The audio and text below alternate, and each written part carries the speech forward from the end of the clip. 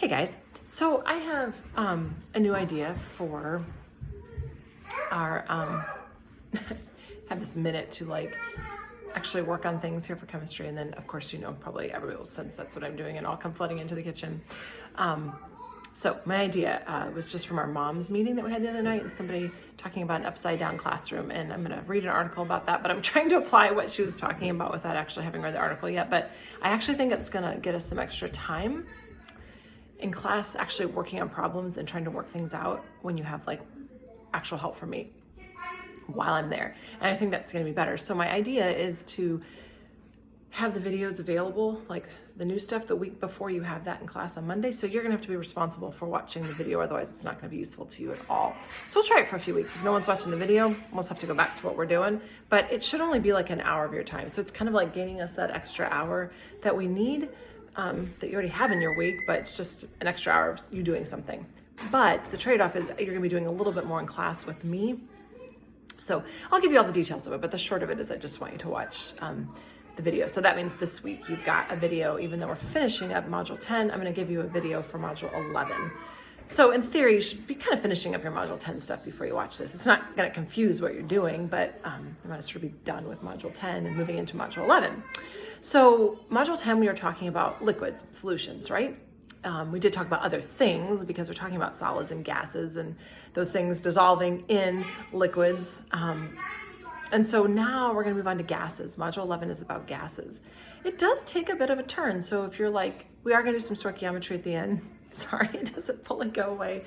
But we're gonna be doing some other stuff too. So if you want to break from stoichiometry, you will get it. And I don't actually think it's too terribly hard. I'm not actually going to go through a lot of examples right now because we're going to do it together in class and work on your own problems in class Monday. So Module 11, I'm looking at my notes and looking at you, so sorry about my eyes jumping back and forth just to keep myself on track. So we talk about, first of all, in the book, the properties of gases. With gases, we can measure volume and we can measure mass just like we could with solids and liquids, but we can also measure pressure. Well, really a liquid exerts a pressure too against something, but as we're talking about gases, we can talk about pressure. So pressure is, from a physics perspective, it's force per unit of area exerted on an object. So there's an amount of force, and then it's just looked at, divided up with that area that it's pushing on. So like if a gas is in a balloon, the area is the surface of that balloon, and then the force is how much it's pushing on there. And so that equation is pressure equals force over area. But that's really more of a physics equation, and we don't really use that particular equation in chemistry very much. Excuse me, I'm gonna fix something here. Make my notes a little bit bigger so I can see everything that I'm talking about at one time, sort of. Phone here too. But that equation does show us why we use the units for pressure that we do. Pressure is newtons per meter squared, and that's called Pascal, in honor of the scientist and mathematician that did a lot of research in this area. So force is measured in newtons. So we have newtons over area. Area is like meters squared or centimeters squared, right? So we have newtons per meter squared, and that's where we get Pascal from. So gas exerts pressure on any object that it collides with. So in our atmosphere, there is pressure, right? We've heard the term atmospheric pressure, which we'll talk about here shortly. And there's a lot of gas in our atmosphere, and it is coming up against me, against my house, against the trees outside, against anything that it's around. With a gas, the molecules are all moving around quickly and they're colliding with anything that gets in their way. And then the average force per unit of area that these collisions exert is called the gas pressure. Now, that could be a whole bunch of hydrogen gas, like inside not a hot air balloon, but like inside a container, or propane gas, except for I think they put that as a liquid to store. But anytime the gas, helium inside of a balloon, that's gas contained in a container, and all those molecules are moving around inside that balloon. And when it's a gas, they're moving around pretty quickly, right? That's what makes it a gas anyway versus a solid. And so they're colliding with the edge of the sides of that balloon. So the average force per the unit area that those collisions exert is called the gas pressure. And so we talked about atmospheric pressure. Atmospheric pressure can vary, but mostly it's about 101.3 kilopascals. And that's a fairly constant number, and so we actually use it as a constant. and we designate something called an atmosphere, which is another measure of pressure. And we say 1.000 atmospheres, ATM, you'll see that in your book, is equal to 101.3 kilopascals. And we use both measurements, so you want to remember both of those numbers. And just to be confusing, because why not? There are other measures of pressure. There's millimeters of mercury and there's torr, and we'll learn about those in physics.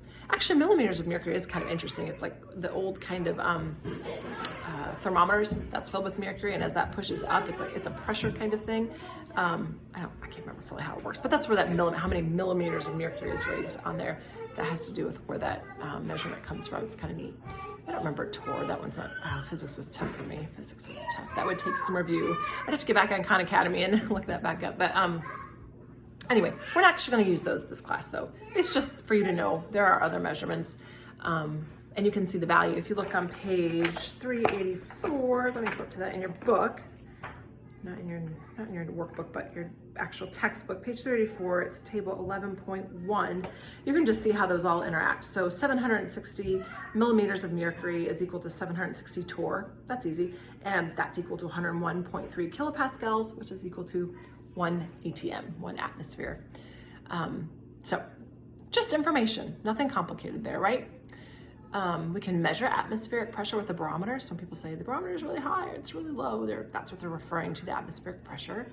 A manometer measures the pressure of gas in a container. Another nice word is a sphygmomanometer. That's actually for measuring blood pressure, so it's not really for measuring a gas, but it has that similar name in there. But actually, as I think about it, it is measuring blood pressure, but it's measuring air flow too. So it really is kind of measuring the pressure of a gas. So actually, I think that is why that has that similar name, sphygmomanometer. That's a good 25-cent word to see if you can spell. Let's see. Otherwise known as a blood pressure cuff. It's a little bit easier, but if you can pull that other word out, you'll sound really smart.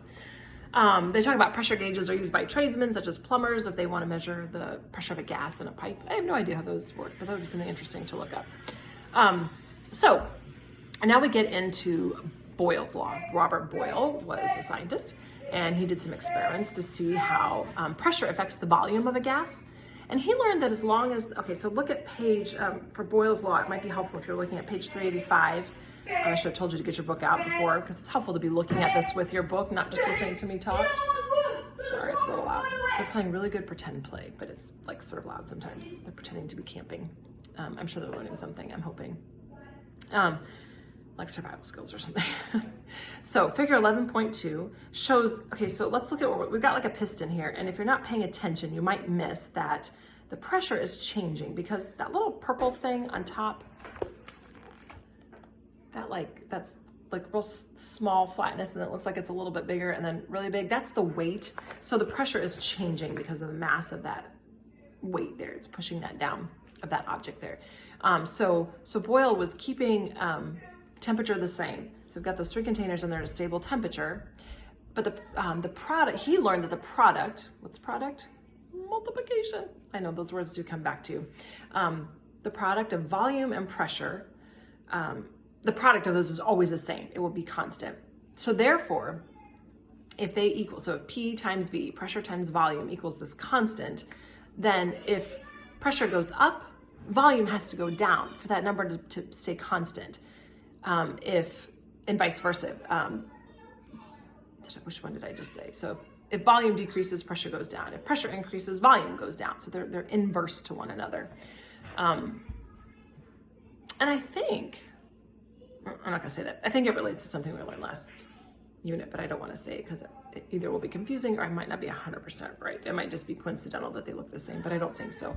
I want to get a little more information. Okay, just forgot I was saying anything. I'm thinking out loud and that's not helpful to you. So you can see on that figure, so we're saying that, in this figure, we're saying that we have a container of gas at low pressure, okay? There's not very much weight on there. And then we have a container, and then we increase that pressure. So what do you think? Those molecules are not gonna hit the side too often, right? Because there's a lot of space for them to work in. So if they're not hitting it very often, the pressure is lower. So the volume is increased, but the pressure is lower. Then we put a little more pressure. Pressure is going to increase.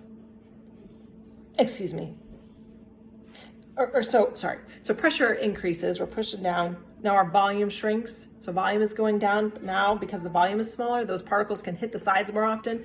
So the pressure is going to go up. And then even more so with greater pressure over here, volume is smaller.